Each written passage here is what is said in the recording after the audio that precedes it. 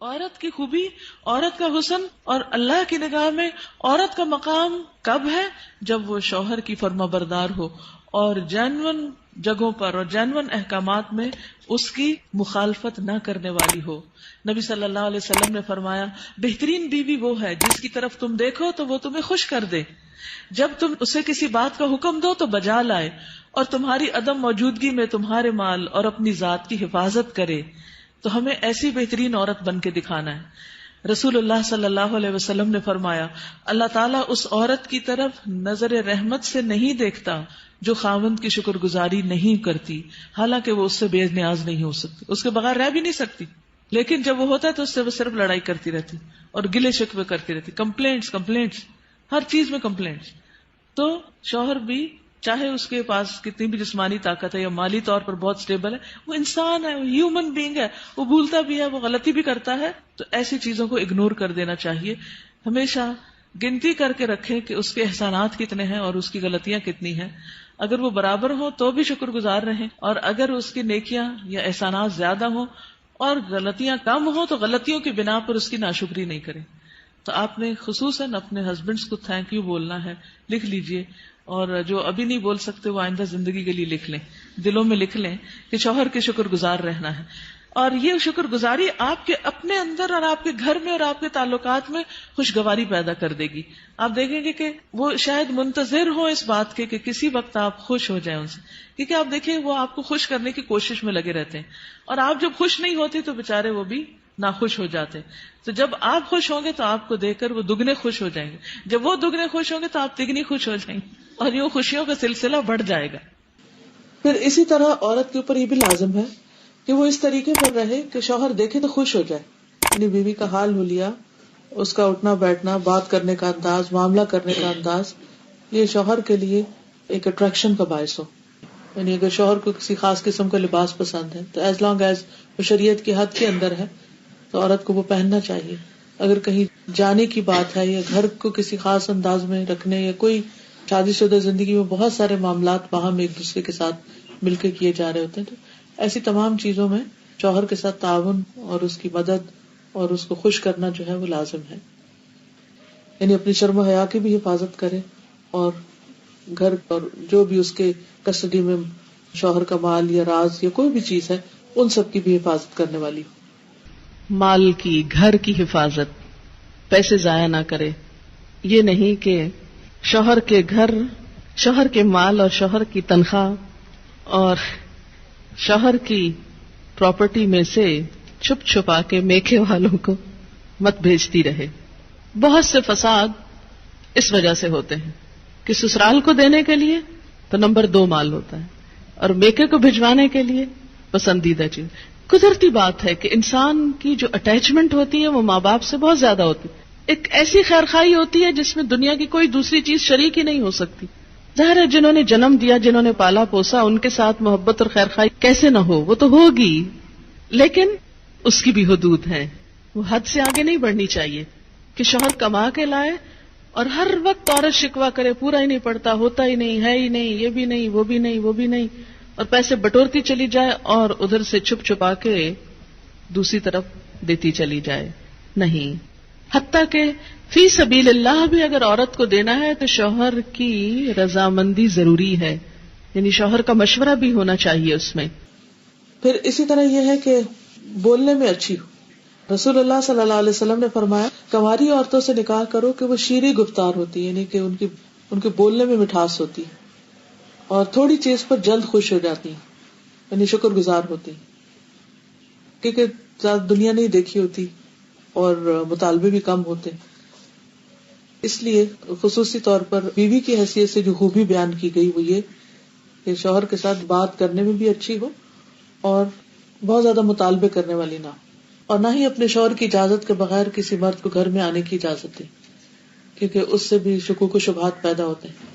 پھر اسی طرح شوہر کے مال میں سے اس کی مرضی کے بغیر تحفہ یا صدقہ نہ کرے، کیونکہ کمانے والا مرد ہے، یا تو عورت کا اپنا ذاتی مال یعنی اگر پیرنٹ سے ملا ہے یا انہیرٹ کیا ہے یا وہ خود کماتی ہے تو اس میں تو اپنی مرضی سے جو بھی وہ کرنا چاہے. لیکن اگر شوہر کی طرف سے کچھ ملا ہوا ہے تو اس میں اس سے مشورہ کرنا اور اس کی اجازت لینا ضروری ہے. کیونکہ اصل مالک بہرحال شوہر ہے. اور بہت دفعہ گھروں میں جھگڑے اس وجہ سے پڑ جاتے ہیں کیونکہ ہسبینڈ جو ہے وہ بیوی کو اجازت نہیں دیتا اور بیوی اپنی مرضی سے اپنے میکے کو یا کسی اور کو کچھ دینا چاہتی ہے, اور ان معاملات میں اختلاف بعض اوقات گھر کی بنیادیں ڈھیلی کر دیتا ہے. عورت کے اوپر یہ بھی ذمہ داری عائد ہوتی ہے کہ وہ اپنے شوہر کی اطاعت کے ساتھ ساتھ اس کی خدمت بھی کرے. جس طرح شوہر گھر سے باہر سب کچھ کمانے کا ذمہ دار ہے, تو اسی طرح عورت گھر میں آرام اور سکون فراہم کرنے کی بھی ذمہ دار ہے. پھر اسی طرح یہ ہے کہ شوہر کی اجازت کے بغیر نامحرموں سے گفتگو سے بھی بچنا چاہیے. حضرت علی بن ابی طالب سے روایت ہے کہ رسول اللہ صلی اللہ علیہ وسلم نے خاوند کی اجازت کے بغیر عورتوں سے ان کے گھروں میں گفتگو سے منع کیا ہے. اگر شوہر کو یہ بات پسند نہیں کہ عورت کسی مرد سے بات کرے تو عورت کو نہیں کرنی چاہیے, کہ بعض اوقات انہی چیزوں سے پھر جھگڑے پیدا ہو جاتے. پھر اسی طرح یہ ہے کہ مشکل حالات میں شوہر کا ساتھ دے. پھر اسی طرح بد اخلاقی اور بد زبانی سے دور رہے. اب یہ جو بد زبانی ہے یہ عام طور پر بہت سے کام خراب کرتی ہے. انسان کی زبان ہی ہوتی ہے جو اس کو عزت دیتی ہے, اور زبان ہی ہوتی ہے جو اس کو ذلیل کر دیتی ہے. اگر ایک زبان انسان کنٹرول کر لے تو اللہ تعالیٰ اور بندوں دونوں کے سامنے انسان سرخرو ہو جاتا ہے. تو اس لیے انسان سوچ سمجھ کر بات کرے. پھر اسی طرح یہ ہے کہ بد دعائیں نہیں دینی چاہیے, نہ اپنے آپ کو, نہ بچوں کو, نہ شوہر کو, اور نہ کسی اور کو, کیونکہ اگر کوئی دوسرا بد دعا کا مستحق نہ ہوا تو وہ بد دعا واپس پلٹے گی, جس نے دی ہے اسی کو آ کے لگے گی. رسول اللہ صلی اللہ علیہ وسلم نے فرمایا بد دعا نہ دیا کرو, نہ اپنے اوپر, نہ اپنی اولاد پر, نہ خادموں پر, نہ مالوں پر. کہیں ایسا نہ ہو کہ وہ قبولیت کی گھڑی ہو کہ جس میں اللہ تعالیٰ سے مانگا جائے تو وہ دعا قبول ہو جائے اور پھر انسان خود ہی پچھتائے. لیکن ریلیشن شپ کے اندر کچھ چیزیں ایسی ہیں جن کا خیال رکھنا بہت ضروری ہے, اور ان چیزوں کو ضرور ذہن میں رکھنا چاہیے جو تعلقات کی خرابی کا باعث بنتے ہیں. ٹھیک ہے, کچھ چیزیں تو وقتی طور پہ انسان کی طبیعت مزاج کا حصہ ہوتی ہیں, کچھ بچپن کی دو مختلف گھرانوں سے اٹھان ہوتی ہے, اور پھر مرد اور عورت کا جو بایولوجیکل ڈفرنس ہے وہ بھی بیچ میں بہت اہم رول ادا کرتا ہے. لیکن ان سب چیزوں کے ساتھ ساتھ کچھ فیکٹرز کو سامنے رکھنا چاہیے. اس میں جو چیز عموماً خرابی کا باعث بنتی ہے وہ بدگمانی ہے. جب کسی پہ شک ہونے لگتا ہے تو وہ شک انسان کو ختم کر دیتا ہے, انسان کا چین لوٹ لیتا ہے. ہسبینڈ وائف کے درمیان محبت کو قائم رکھنے والی چیز اعتماد ہے. جب تک ایک دوسرے پر اعتماد اچھا ہوتا ہے تو خواہ ایک دوسرے سے دور بھی ہوں تو کچھ مشکل نہیں ہوتی, دونوں اپنی اپنی جگہ سیٹسفائیڈ ہوتے. لیکن قریب رہ کے بھی اگر بد اعتمادی کی فضا آ جائے, شک آ جائے, تو خوشیاں ختم ہو جاتی ہیں. اس لیے حد الوسع یہ کوشش کرنی چاہیے کہ ان کاموں سے بچا جائے جو ایک دوسرے کو پسند نہیں. جو چیزیں ہسبینڈ کو پسند نہیں, بیوی کو ان سے بچنا چاہیے. اسی طرح بد اعتمادی, اعتماد کے ساتھ ساتھ تنگ نظری سے بچنا چاہیے, نیرو مائنڈڈ نہیں ہونا چاہیے, اور ایک دوسرے کے ساتھ ایک دوسرے کی چھوٹی چھوٹی بات کو مائنڈ نہیں کر لینا چاہیے.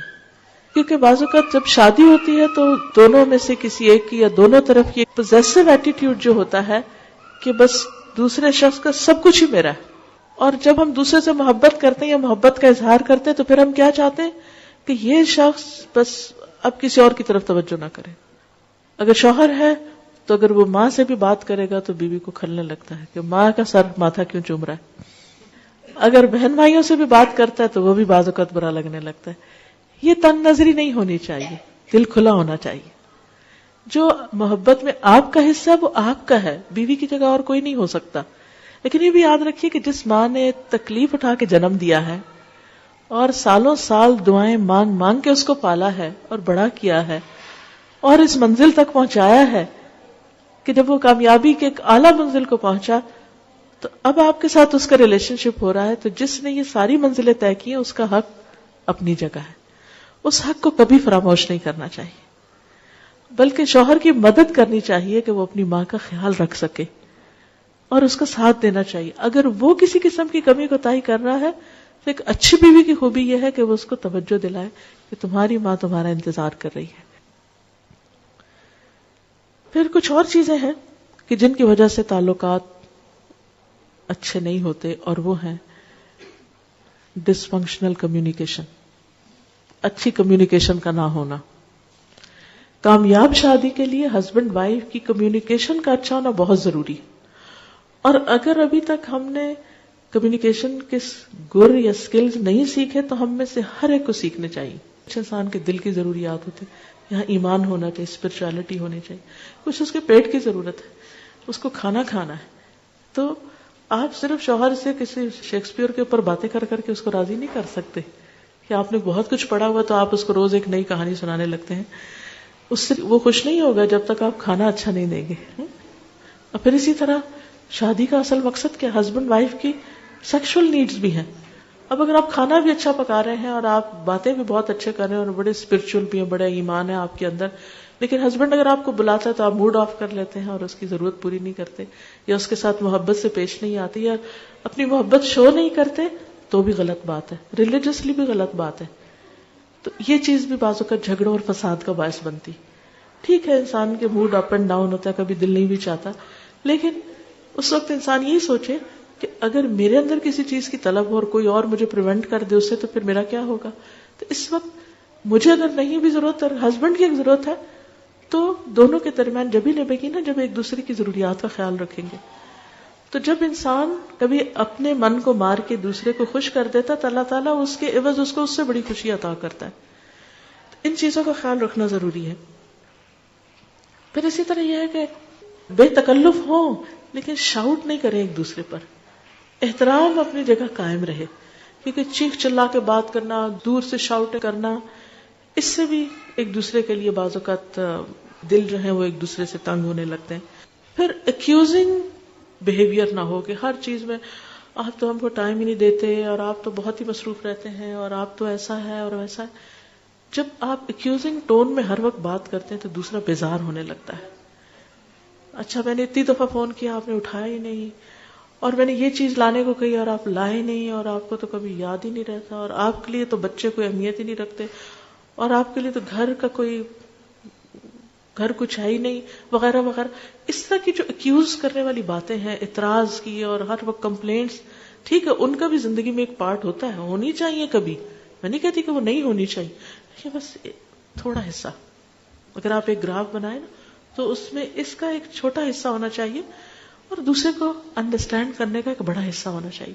کیونکہ اس سے جب صرف ایک دوسرے کو بلیم کرنے والا ایٹیٹیوڈ ہوتا ہے تو ایک دوسرے سے بیزاری پیدا ہو جاتی ہے.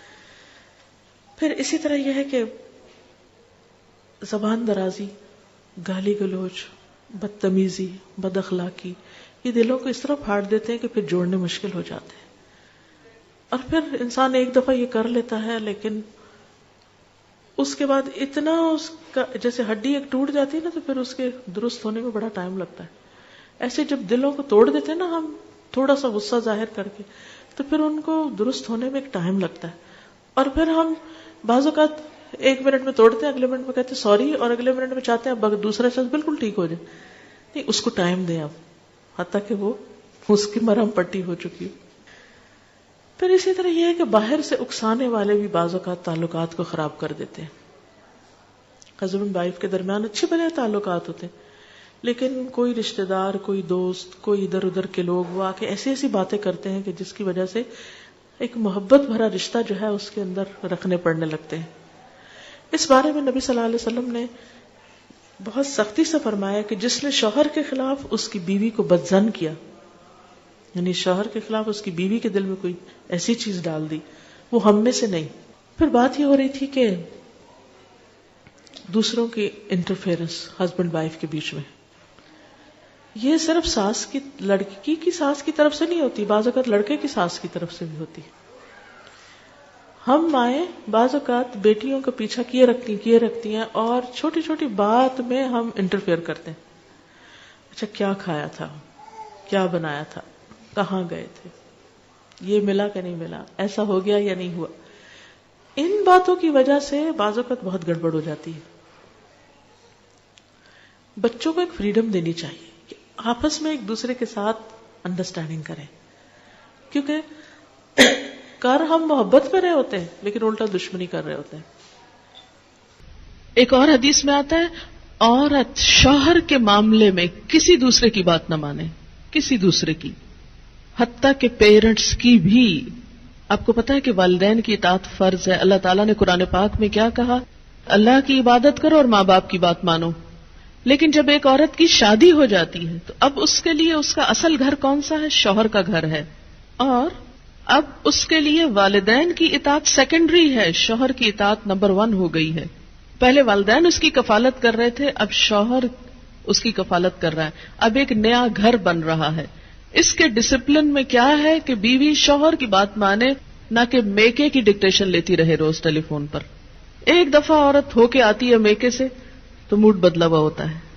تو ایسی صورت میں اصل حکم کیا ہے کہ شوہر زیادہ اہم ہے. اب اس کی بات مانی. اور یہ کیوں اتنا سخت ڈسپلن رکھا گیا؟ کیونکہ جب تک ایک عورت کی وفاداری اس کے اپنے گھر سے نہیں ہوگی، گھر نہیں بنے گا. وہ بات میں ادھر بھاگی جا رہی ہے، یہ گھر خراب ہو رہا ہے. اب اس کی اہمیت، اس کی زیادہ اہم ڈیوٹی کیا ہے کہ اب وہ نئے گھر کی تعمیر کرے. اس لیے کہ شوہر نے مہر بھی دیا ہے، گھر دیا ہے، سب ضروریات پوری کر رہا ہے. اب آئندہ اللہ تعالیٰ نے ایک نئی نسل لانی ہے، ان کی تربیت ہے، ان کا کام ہے، اتنی ذمہ داریاں آنے والی ہیں. اب چھوڑو دھیان پیچھے کا، اب آگے کا سوچو.